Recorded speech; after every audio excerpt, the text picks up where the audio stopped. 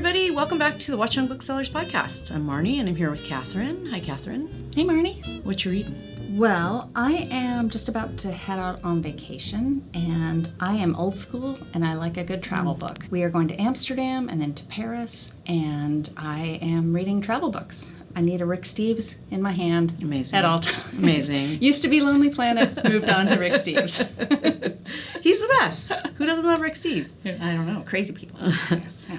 I am reading, based on your recommendation, The Bee Sting by Paul Murray. Oh, nice. And like Kathryn said, it sucks you in, those first few pages. It's a family drama, takes place in present-day Ireland, and it's fantastic. So definitely recommend it. Cool. We'll have to have a little Irish book club. Yeah, I think for we sure. both like a lot of Irish writers. Yeah, we should do it in Ireland. That's an even better plan. I have a Rick Steves at home. Okay, sounds great. To take along with us.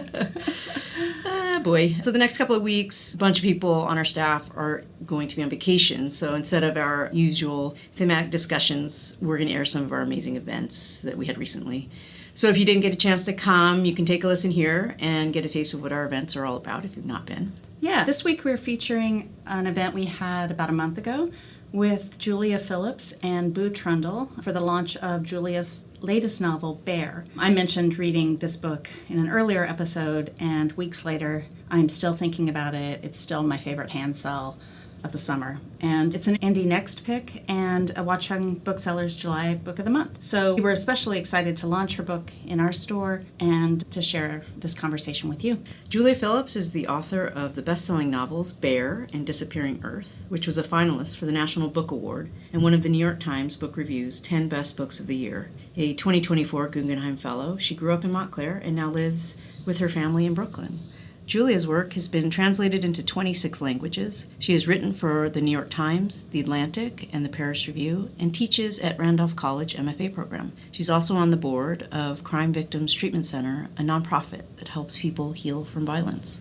And with her is Boo Trundle, the author of The Daughtership, which released last summer. A writer, artist, and performer, her work has appeared across various platforms and publications, including the Brooklyn Rail, McSweeney's Internet Tendency, and NPR's The Moth. She has released 3 albums of original music with Big Deal Records, and she lives in New Jersey. Enjoy the conversation, and we'll be back after to fill you in on what's coming up in the store.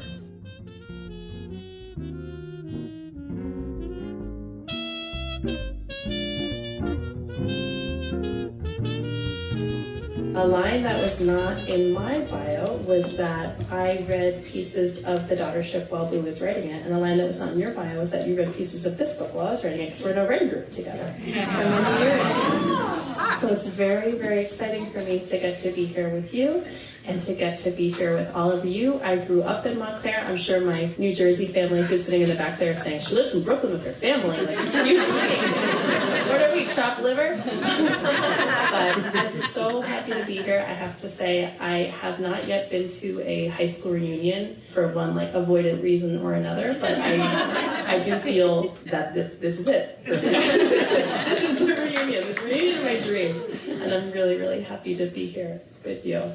I'm going to read just a couple pages from this book, and then I don't want to wait 1 second longer to talk with Boo. So this is my second book, Bear. It is about, you'll never guess, a certain animal.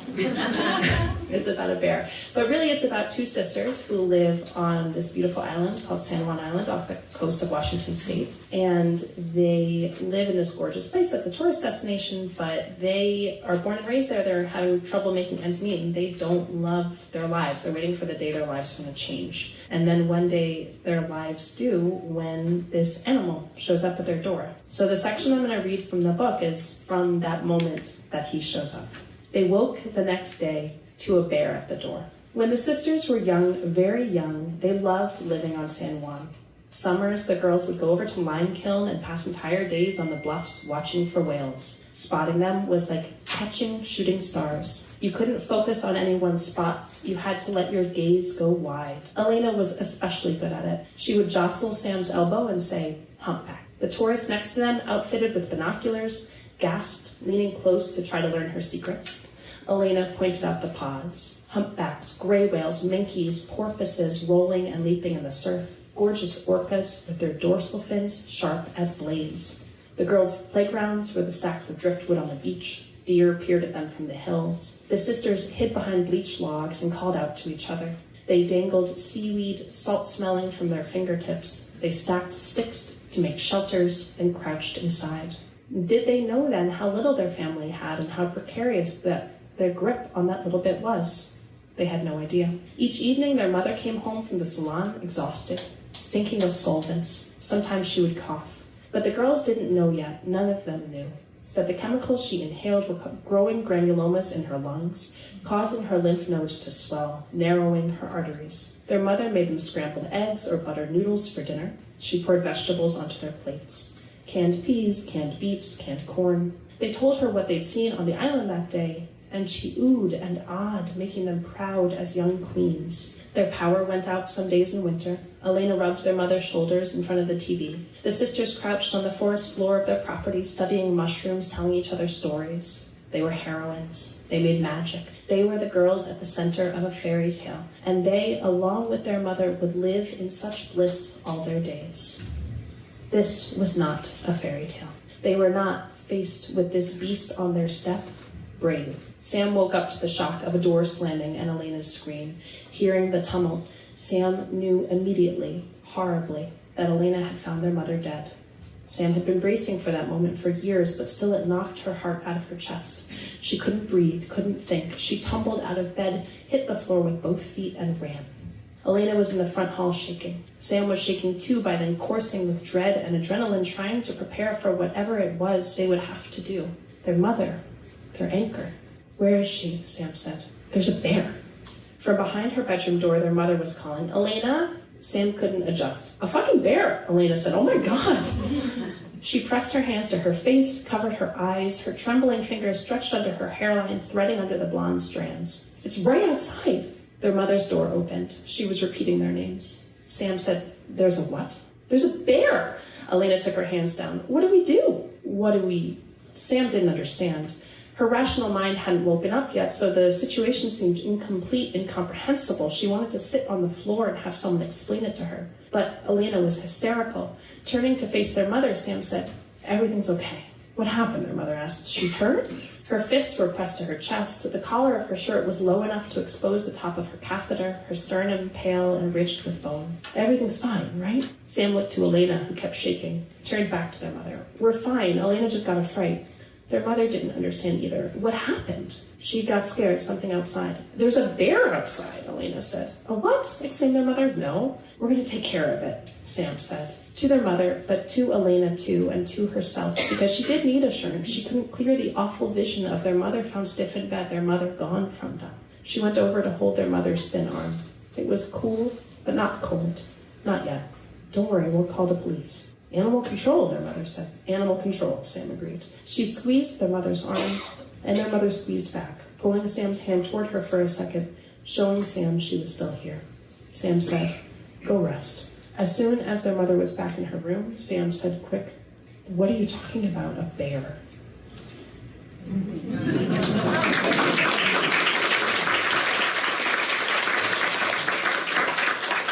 That was a wonderful excerpt. I think that was such a great excerpt for lots of reasons. I was looking around the room, and even from that paragraph, I saw people going,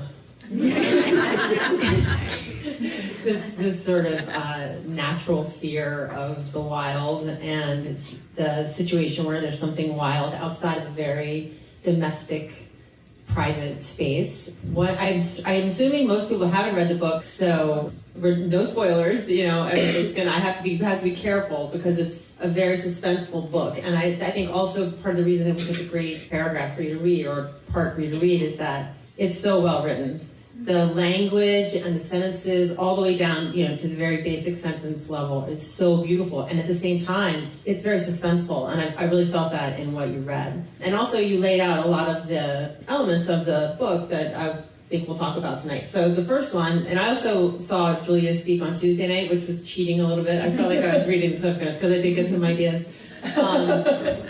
I think I got ideas just from hearing you when you got excited talking about something, and you seemed super excited talking about the fairy tale element, so I thought we would start with that. Just explain your relationship to the fairy tale and the fairy tale that's really at play in this book. Yeah, so this book is contemporary, and it's meant to be totally realistic. Everything that happens in the book is on the extreme end of possible, but it's still possible. It's improbable, I guess, but still possible. But it takes its elements from a very magical source, which is this Grimm's fairy tale called Snow White and Rose Red that I was obsessed with as a kid. I loved Grimm's fairy tales as a kid, and I had this kind of big blue book that I would lug around with me everywhere and drop in the bath, and it would get all ripply, and this poor abused book, but it could take it, because these were all stories that had stood the test of time, and I think could probably use a drop in the bath or two. And there was a story in there called Snow White and Rose Red that was about these two sisters who live in a little house with their mother, and a bear comes and they invite him in. And it was very confusing to me as a kid. He would come in, he would sleep every night on their floor, and the girls would sort of roll around with him and put their hands in his fur. And as a kid, I didn't know the word perverse, but I felt the energy of perversity. I thought, what is happening here? And I found that so compelling.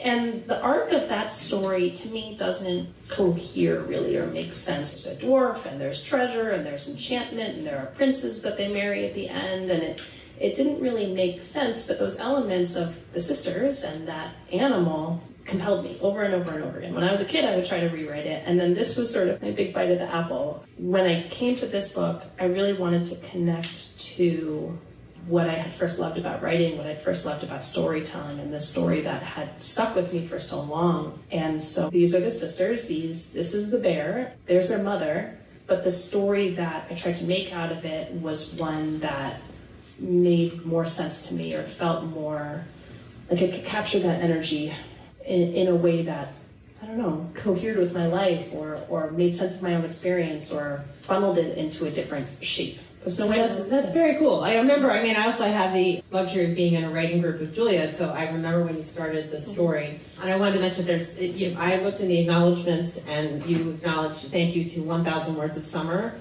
So can you explain what that is and why? And I imagine, is that when you started there? Is that how it got started, or?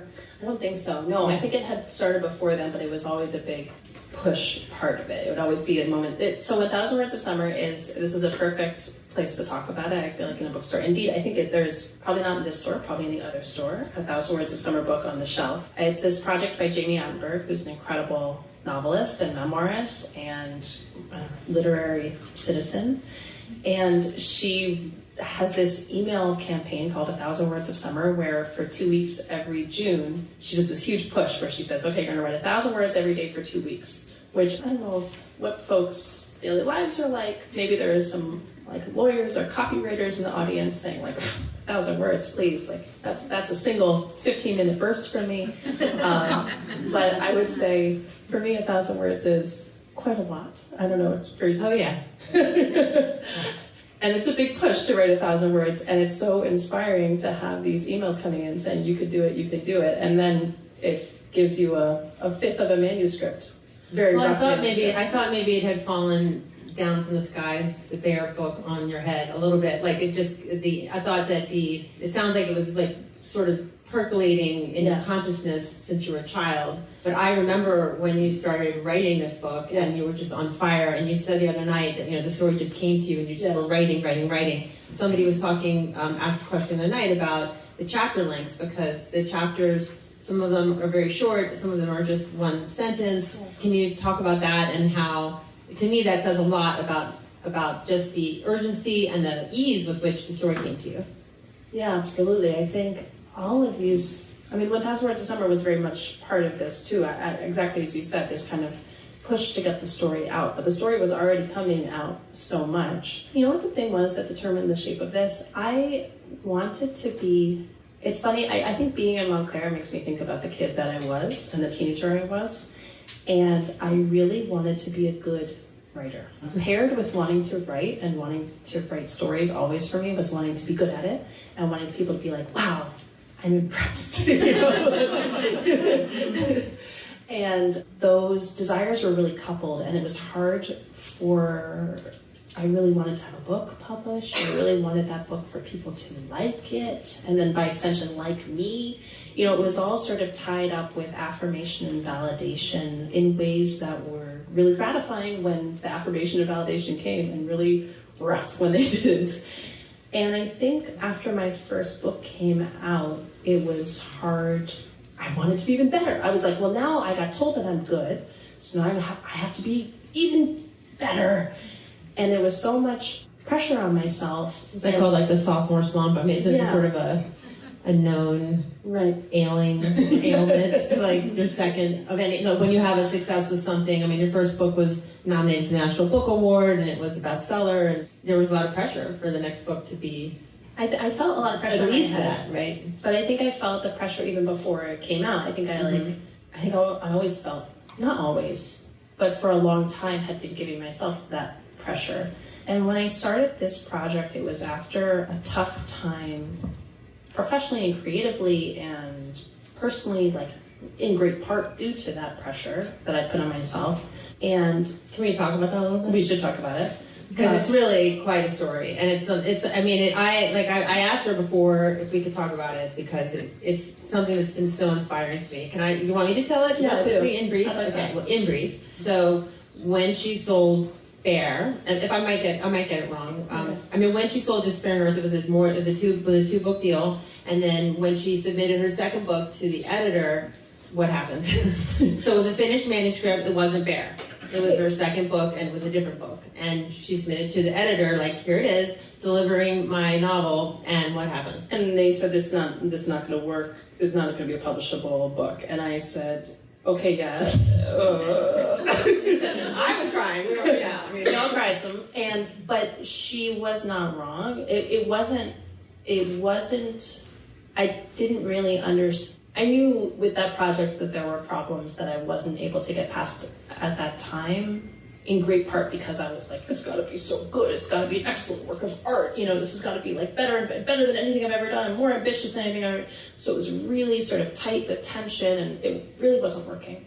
And then when she said no, I spent about a year saying, like, but don't you really mean yes? And that, it turns out, is not super compelling to people when they say no. They aren't convinced by me then saying, but maybe yes. And then it turned out to be great, because I thought, I don't know how to write in a way that other people approve of. I don't know how to do that. And I thought I feel like I'd spent many years trying to figure that out. And then when my first book came out, I thought, oh, maybe I figured it out. Like, maybe this is how I get the approval. And then I tried to do even more, and it didn't work. So I was like, okay, well, so whatever. You were sort of liberated from your complex? Yeah, so I thought, okay, I'll just do what I like to do. Just go really crazy and write a book about a bear. What you said is like a love triangle between two sisters and a bear. That's how we're going to tell people about what I was working on. Yeah, something really wild, and something that was really fun, and something that while I was working on it, it was like full of joy. And the book is not always full of joy. The book has a lot of darkness and like some bitterness in it and some sadness, but also it has a lot of, I think, ecstasy and awe and wildness and feeling of the chasing of and weird and weirdness. Weird. Yeah. And I wasn't letting myself get that weird before, and I loved it. And it was like, so chapters are weird, different lengths, and people do weird things. It goes in directions that surprised me that I wouldn't have let myself go, and it's fun. It was fun to do. And I think you guys heard the one sentence chapter that they woke the next day the bear in the door, but it was just fun to do. And when I think about it, it's fun. While I was working on it, I read a section that I was working on somewhere, and afterwards someone said, you keep laughing while you're reading it. But it's like not a funny part. It was actually the same part. They said, you keep laughing. And I was like, yeah, it makes me laugh. It makes me feel joyous to tell this story about these girls and this bear.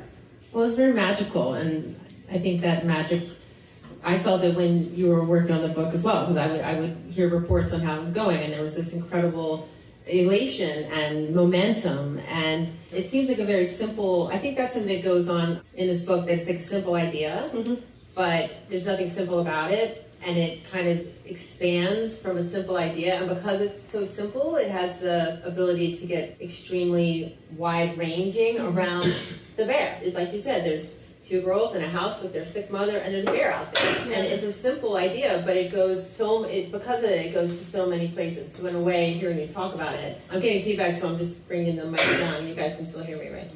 When you talk about that, you were trying, it almost sounds like you were trying too hard on the second manuscript. Yes. And because this is sort of a simple concept, Yes. it gave you freedom to be more complicated, you know? This is just a little description of the... I just have to say, I love Boo Trundle so much, and one of the many, many things I love about her, I love her for who she is, but also for what she does. And right here, if anyone can see this, there are like multicolored index cards and like pieces printed out and taped, and there's a collage thing happening that if you've ever seen her art, it's like, this is the tip of the iceberg. I can't really think without Elmer's glue. That is probably a chocolate thing on my part. So I can't read without glasses either. So this is descriptive writing in the book. The air stank like meat, musk, hair, a primal stink. The stink was all around, still, smelling like stomach acid and gaping bodies, like wet fur and an unwashed mouth, sour and rotten, copper and earth. There's quite a bit of bear feces in the book, and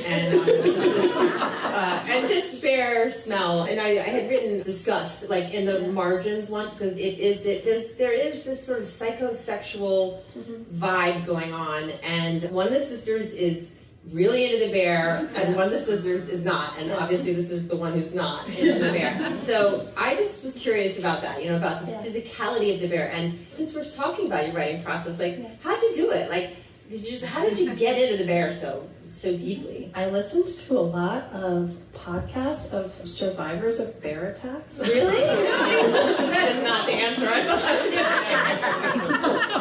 Yeah, and are there a lot of podcasts? There are some. There's really a podcast. There's every topic. Honestly, there is. There really is. There really is. A memoir by a woman who survived a bear attack, actually on Kamchatka, which is the place where I set the first book, which is pretty incredible, in the eye of the wild. So the surviving bear attacks aspect of it is really, among many other things, far down on the list of the ways you could describe surviving a bear attack, really useful for writing about what it's like to be close to a bear, because people talk a lot about what it smells like and how the breath feels, and obviously if you have like a bear biting you, you experience a physical, you have a physical reaction to that bear, and it's very memorable. So it was a very, very helpful research tool to think. I had no idea that I'd been pretty close to bears, too close to bears before, but never close enough to smell one. And that smell is like across the board. People talk about how disgusting bears smell.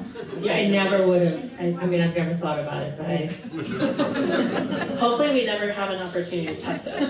All right, well, here's another question. Like, you had said something about how in the 1970s there was like a slightly pornographic book about a woman who has a relationship with Bear. And even right now, there's a show called Bear, and there's, like you said, there was like a TikTok thing going around about Bear. Like, what do you think the sort of, is it because every now and then a bear's in the neighborhood? I mean, why this, and like The Revenant, one of my favorite movies, there's a huge bear. We're like, I'm just thinking of Brad Pitt, but that's he kills a bear in one of his famous movies. Legends of the Fall, I think, there's like a big grizzly bear. So you think it's just, what is it? Is it like an American? Well, I guess not, because it's Kamchatka was where the memoir.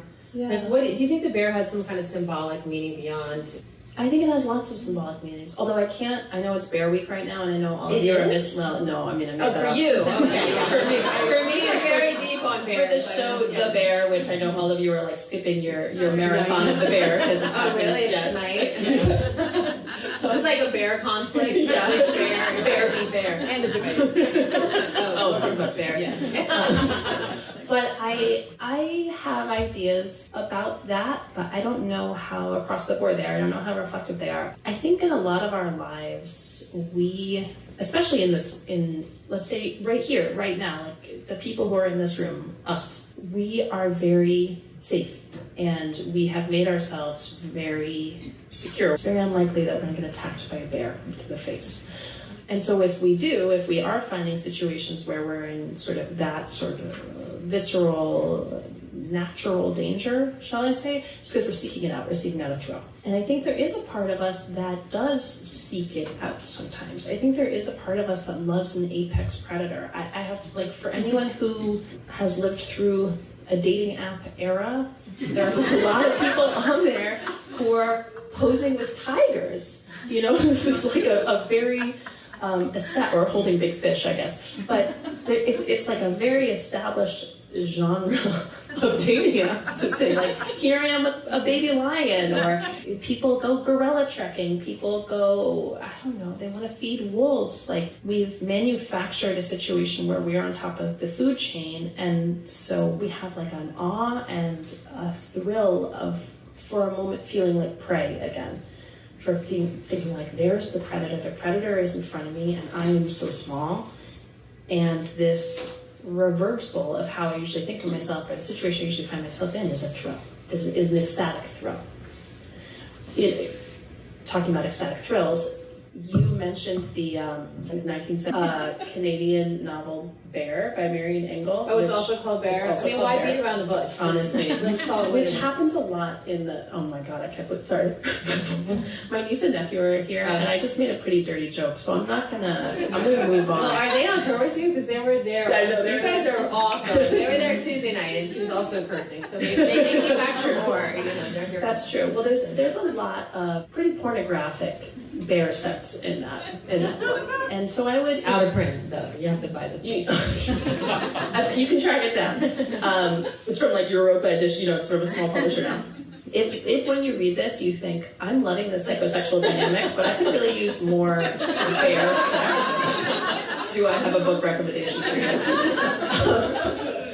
But in that book, it's very explicitly, very explicitly, but very, very clearly and very beautifully, I would say, about liberation from the human world. That this main character is saying, like, my whole life, I have compromised myself based on other people's expectations, based on what I'm supposed to do, based on how I'm supposed to be.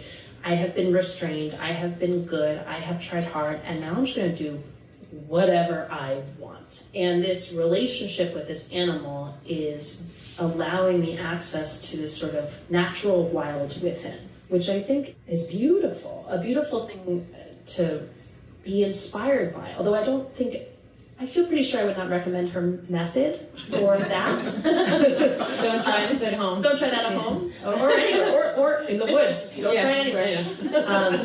That's really unrealistic. Yeah. Maybe that's part of our attraction, that we want to access that wild feeling. Not that we want to feel like prey, but that we want to feel like a fellow predator, maybe, or we want to feel like a fellow animal in some way.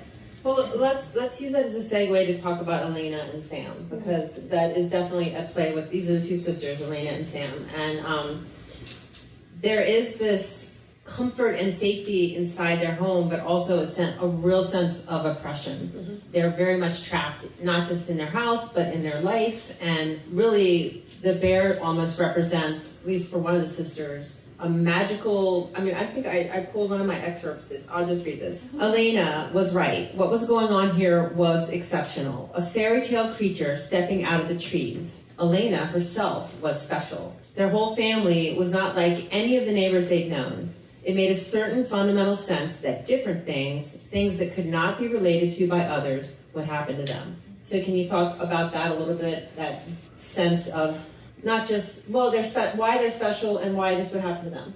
Yeah, so the dynamic between Sam and Elena is intense for a lot of different reasons. They are sisters who are really close in age and who have been living at home with their mom for a long time, a lot longer than they anticipated, because their mom has been sick for a long time, and so they all made the decision together to be her caretakers. She has needed increased caretaking over time, and that has continued. It's been longer and it's been harder, and it's become more and more necessary over time than they ever anticipated. And I think Sam in particular she's a really intense personality. She's fiercely loyal. She has really high expectations of how people should behave. She is so dedicated to her family and the people that she decides to be dedicated to. I don't know if any of us in this room are this way or if you've had friends who are this way, but I think when you carry really, really high expectations, you get very disappointed. You can be really disappointed by the way that people are, or the way that people let you down, or in a friendship or in a family relationship, you think like, well, I do this for you. Like, why aren't you going to do this for me? You're not doing. Didn't we have this sort of commonly understood, didn't even need to be spoken agreement that we'll be there for each other in this certain way, but you're not there for me? And it can feel devastated, I think, over and over again. I think Sam has really been, for a long time, feeling that mismatch between what she expects and how the world is. And it's really worn her down. And so I think when she talks about how her family is not like any others that she's known, she's talking about that feeling of safety and love and loyalty, but she's also talking about her disappointment in how the world has been, that she thinks like, well, we are together, we are here for each other, and other people just like get to go do whatever they want. Other people leave their parents and go out and get other jobs and have more opportunities and get off this island, and we haven't been able to. And I think she really feels the crush of that. Her sister has peers and friends, but she has sort of chosen to be more isolated, and I think because of that, see less commonality between her and other people. I really loved writing their dynamic because both the sisters have these great desires. Both of them want relief from or an escape from their situation. But Sam finds that escape in fantasy. Sam says, like, in the future, it's going to be different. And Elena, who loves this bear, says, well, I don't want to wait for the future. And I don't want to fantasize. I want to feel something better right now. I want to feel something good now. I, myself, am very prone to fantasies about the future. And I also, it's a good trait in a writer. Well, it can be devastating sometimes because you lose track of the present. But well, I always think Julia, I think you're very good at manifesting your fantasies, because in a way, like, a fantasy is a form of positive thinking. You're just good at thinking about what you want to happen, and then lo and behold, it often does. But I guess you're saying it doesn't always. It certainly doesn't always, but I will say, if a bear shows up in anyone's backyard tonight, I'm very happy to be given credit. You do want credit, okay. No, I think also that it's been hard for Sam. I think, like, the stronger the fantasy has grown, the more horrible the present seems, in contrast. And so then she's, like, retreating to fantasy all the time. And in that situation, something's got to give or something's got to break, and so Yes. It's almost a miracle that this bear shows up to, for better or for worse, to break through the stagnation or the sort of trap that they're in. And so I want to talk about it a little bit too. Again, I was at this event on Tuesday night, and I really had an issue with something that the interviewer asked. No. Well, he said that he was talking about, like, novelists as liars. That there's, like, a lot of lying that goes on, and you're so charming. You're like, yes, I'm lying, but I don't think so. To me, it's a little bit of fantasy and a little bit of research and a lot of imagination. But, for example, let's talk about Sam's job. So Sam works on a ferry in the San Juan Islands. So tell me about the research you did for that and how you made it so convincing, because I would have thought you worked on a ferry, and I don't think you're lying to write about a character who works on the ferry so well that I think you worked on the ferry, but I just, in a craft sense, it's so convincing and it's so beautifully rendered. How'd you do it? I love the compliment of this question, and I also love picturing you in the back of the room on Tuesday, just like. Well, I don't think novels are liars. Maybe they're. I've always had a problem with that. I might elaborate on something when I tell a story, but I'm not lying, even if it's 80% not true. I'm just making it into a good story. Let me think about that. So Sam works in... Well, all of it, the San Juan Islands, all of it. It's so convincing and so beautifully described, just like Disappearing Earth. Just incredible descriptions. The setting feels so real and alive. It's a podcast. No, all podcasts. I went to San Juan. I read a lot of... I always really like to read memoirs by people who have experienced some aspect of the situation I'm writing about. So like memoirs of having a chronically ill parent, for example, Oh, that's or so interesting. I had caretaking. no idea that was part of your process. It's like, I feel like it's very robust. Here's one that I'll try on you that's a big part of the process: reading Reddit forums. Well, I knew about that. Yeah. So like people who live on the San Juans and who are born and raised on the San Juans, for example, I want to qualify in that way. Reddit, this website, this online forum, has everything on it. And for better or for worse. And so there are communities of people who, for this poverty finance. There's a subreddit called Poverty Finance that was specifically about people. It's like there's a personal finance subreddit group where people post their personal finance questions. And then for people who are like, well, I'm, in the red here. I have serious debt and this is not your like personal finance advice is not going to be relevant to me because you're going to say, save a little bit every month. Like, well, I can't save everything a little bit every month. So folks talking back and forth about their experience there. Also folks talking back and forth about their experience like living on the San Juans year round, what that's like. It was Sort of the tourists versus the people who live there year round, that tension between. Yeah, and just like what you do in the off season, and read a memoir by a woman. This was so lovely. When I went to San Juan myself, they had a whole section in their library that was just like San Juan authors, and I just took every single book. So, like a self-published memoir by a woman who lives there, who was like, here's my year in my home, and my cat's having kittens, and I was like, give me more, and I couldn't get enough. It's just totally fascinating. So, but I don't know, I see what you're saying about the feeling of the word lie, but it's made up. It's fiction, I guess. It's fiction, like... Well, you know how I am. I just also feel that also because I know you, and so I had a feeling when I was reading Bear that I was getting to know you better. Yeah. Even though it's Sam and Elena, and it's I still felt like there was a part of you that comes through. So there is a truth, there's a truth to it, and also I also do believe still that people have to have the freedom to make up stories about things they haven't experienced, and it can't all be memoir. I mean, and the fact that you were resourcing memoir to create this very believable fiction is just really kind of a beautiful use of resources, and especially Reddit. I know Reddit's a problem for Julia. She's had to stop at times. They can really pull you in, and it's so fascinating because people are anonymous there, so just say these things that, even people that you in your own life, we don't talk about finances very often openly, so that you can go somewhere and just really be honest. I mean, I'm sure those Reddits, especially the finance ones, people probably feel free to be more honest than they would at a cocktail party. Oh my God, yes. And there's no gatekeeper. It's just very unfiltered. I think we should probably go to a Q&A, yeah? Okay. Well, my question is, of course, I've read it, just heard what you're saying, but this is totally different than Disappearing Earth, which is people might be interested in the frustration writers have of what I write about next. Oh my God. And this sounds so different from Disappearing Earth, which was an unusual book. So and of course there's a third book there you talked about that didn't work. What's it like? How can you explain it to non-writers? What you go through?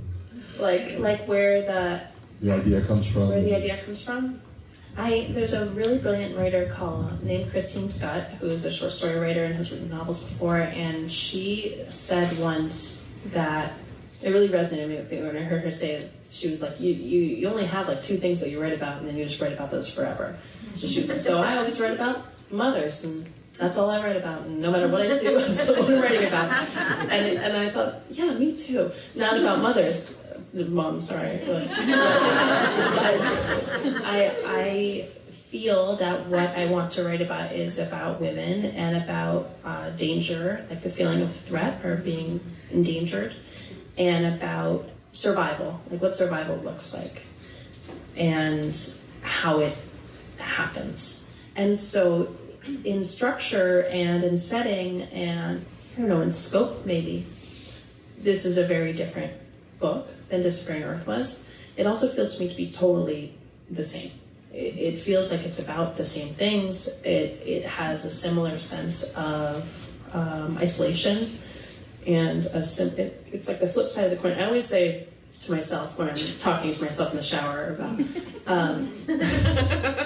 that Disappearing Earth, I think the message was like connection can save us, community can save us. And I think this book, the message is disconnection destroys us. So it's the same thing for me, just a different angle. And what I worked on before and what I'm working on now, it all comes back to those over and over and over again. Hi, Julia. So, on this question of how the novels are the same and yet different, I'm really interested in what the sisters, what the engine and the driver of sisters in both these books all opens up for you. Because, of course, in Disappearing Earth, they're separated, and here they're confined. But could you talk about that? Yeah, so the sisters in Disappearing Earth were also really pivotal characters. Were off stage a lot of the book, but they're much younger. They're 11 and 9, and I think their influence in that story was very much, like I'm a sister, I have a sibling. I don't have a sister. I have a brother. Sadly, no. Oh, he got a hug for that. I have a very, very wonderful older brother, and who's just the best. And I think, in the spirit of 80% of it is untrue. Like the dynamic in that book, the sisters, give each other a very hard time. They are annoying each other a lot, but they really love each other and are trying to take care of each other. Especially the older sister trying to take care of the younger sister. That is very directly sourced from the relationship that I have with my brother, like the relationship that we had in childhood. He would give me a hard time, but was always took really seriously his role to be the older sibling and watch out for me and make sure that things were going to be okay. For me, that was such a beautiful and fundamental part, especially of childhood, and I wanted these kids on the page to experience that.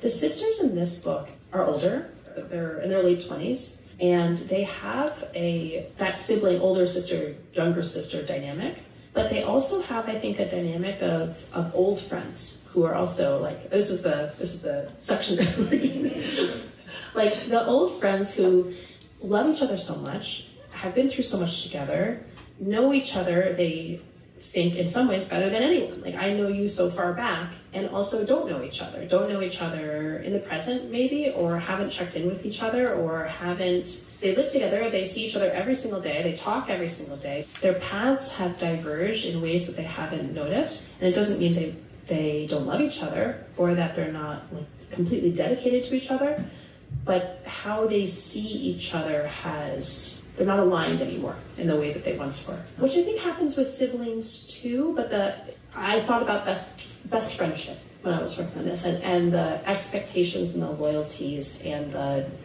sadnesses of best friendship. And so that was the well I was trying to go down in here. Hi, Julia. So you said earlier that this book kind of dumped from your head onto the page. But can you talk about what the most difficult part of it was for you? Either the craft aspect or just the process of getting it to your editor, and anything difficult, please. Please tell us you suffered. The difficult part of this book was before it started. The difficult part of this book was so much of the dynamic of this book was some of the worst times of my life. And specifically, I don't know if anyone else had a pretty eventful, rough 2020. If anything happened to anyone then. But we had a little pandemic. And then I had my first kid in June 2020. And the 1-2 punch of those things was just an app. I felt like I was living in hell. No exaggeration. It was isolation, pandemic isolation, plus postpartum anxiety, plus I was afraid to go outside. I was so far from a person that I recognized as myself, from a life that I thought I would ever live. And I also couldn't see, as time went by and other people around me started to get back to normal, I was not back to normal. And I was I don't even know how to get back to normal. Normal feels so inaccessible to me, I cannot even imagine how to get there. And that feeling, I was desperate, and it was coming out in my writing. I had not started this project yet. I was just I was so afraid all the time. It was horrible. It was just a horrible, horrible, horrible time, which professionally culminated in this book getting passed on. But like, that sucked real bad, but that was like the least of it in a way. You know what I mean? That was a setback. Everything else was like devastating. Every other part of my life, I was just like, I'm having such a hard time. So there's the challenging part. This was like an angel that came from heaven. I started writing it, it just flowed. It just was fantastic. Through total happenstance, I had a new editor who was just like, I'm all on board. It was incredible. I wrote the first draft, I turned it, or maybe the second draft, into him. He said, I love it so much, you're just gonna have to take 2/3 of it, throw it out, and write it in the new version. And I said, yay! I mean, like, at that point, just the feeling that things were flowing and that I liked what I was doing was so novel that, like, who cared? You know what I mean? It felt wonderful in comparison to how it had felt before. I don't think I'll ever have a writing experience like that again. And if you want me to tell you challenging writing experiences from other projects, I'll tell you 1,000. And if you want me to tell you challenging writing experiences from the next project, I absolutely will. But this was just like, this kind of front loaded all the challenge into the prep section. I like that. I saw it, it's true. You're definitely not lying, I saw it. And imagine being pregnant during the pandemic and having to go to the doctor like with a mask, and your husband couldn't even be there for the birth, right? He could be there for the birth, he couldn't be there for the appointments. That's the word. I mean, just total isolation at that last, I saw it from, it looked hard. Yeah. I also want to say, like, in this last moment, how incredibly, incredibly grateful I am. The idea that we all, I mean, I know all of us, like, had very, very different experiences these past few years, challenges in different ways, pandemic and not pandemic. Like, we have been through so much, and the idea that we get to be together is just it's so nice. It's so nice to be here. Thank you for that.